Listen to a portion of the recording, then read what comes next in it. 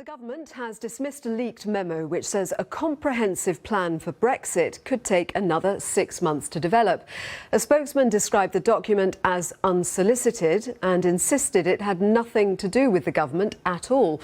The memo, which was prepared for the Cabinet Office by a consultant and leaked to The Times, suggests there's no common strategy between ministers and that up to 30,000 extra civil servants may have to be hired in order to deliver a Brexit deal.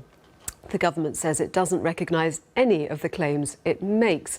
Our chief political correspondent, Norman Smith, is in Westminster. So how much attention should be paid then to this document, Norman?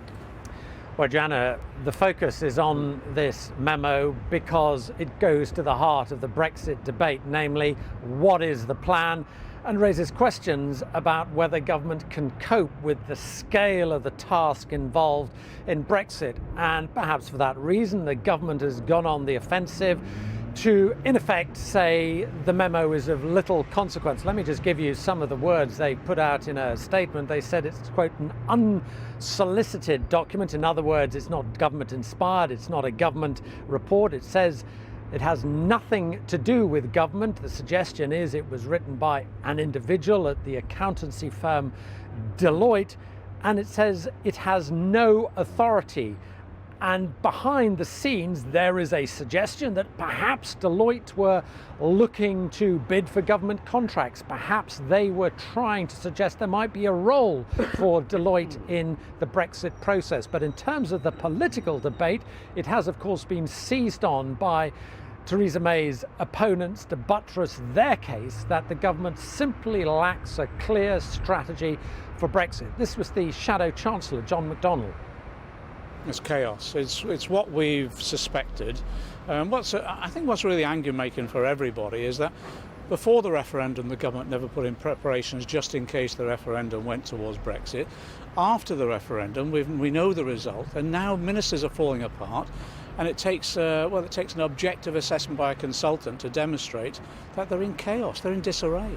Now, what this memo says in terms of the lack of a plan, it suggests that different government departments are pulling in different directions because they have their own particular interests. So the Treasury wants to look after the city, the business department after industry, and culture is interested in the telecoms industry. And on top of that, it points to tensions within the cabinet between, it says, the Brexiteers and the Chancellor Philip Hammond.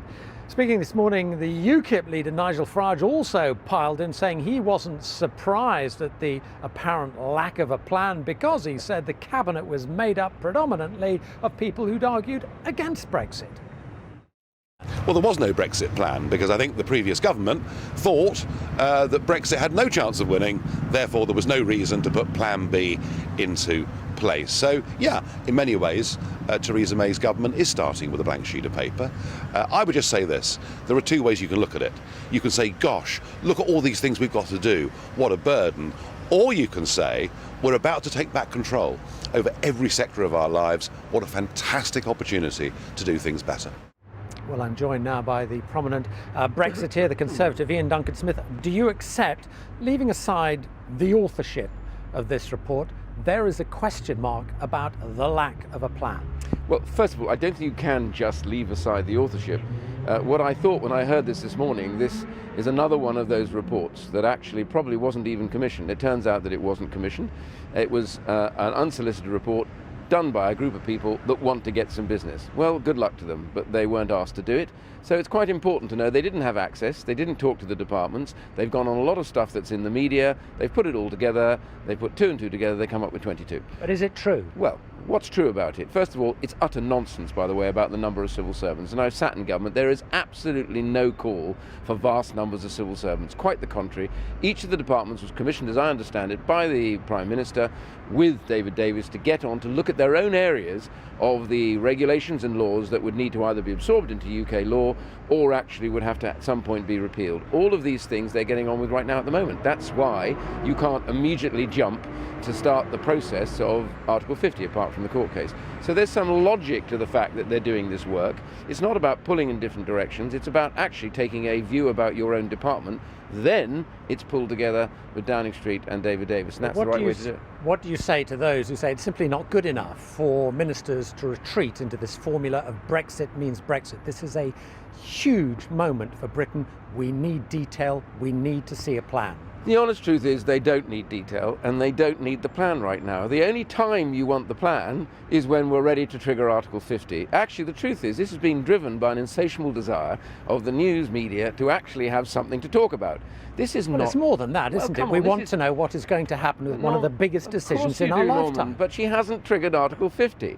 So right now, it's quite right, I think, for the government to get their act together internally to know what they actually plan to do at each stage of this process. And that takes a little bit of time. I accept that. I think they could do it faster, but that's my personal view. But nonetheless, the Prime Minister has given an end date, and when she says she doesn't want to debate this in public all the time, I think it's fair and reasonable. Now, I can understand the news media's desire to have something to talk about every day, but this story is a little bit of a ridiculous story in one sense, that it's not a commissioned report, it had no access, there were not people in the departments, they're just going on hearsay, and much of it which was already published in the papers. Isn't it reasonable that when the Prime Minister comes to trigger Article 50, she should at least set out the bare outlines of what she is seeking to achieve, that there should be the outlines of a plan?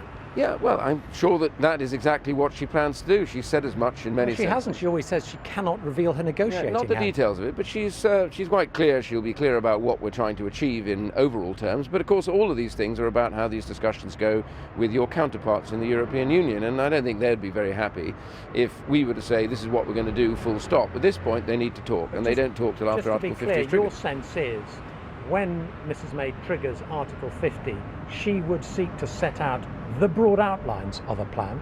Well, she will do that because it will become public quite quickly anyway, and I think she's already indicated that she's not just not going to say anything, she's not going to say anything until she's ready. And I think it's quite right. And by the way, in this report there is something really fascinating, that people are critical of the fact that the Prime Minister wants to take central control. They would be critical if she didn't.